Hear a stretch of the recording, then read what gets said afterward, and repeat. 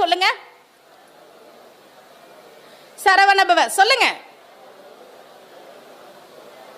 இப்ப அந்த சாவ தூக்கி அப்படியே பின்னாடி போட்டீங்கன்னா ரவண பவசன் வரும். அது 6 முறை சொல்லுங்க. ரவண பவச, ரவண பவச, ரவண பவச. இப்ப இந்த ராவ தூக்கி அப்படியே பின்னாடி போட்டீங்கன்னா வனப வசரன் வரும். அது 6 முறை சொல்லுங்க.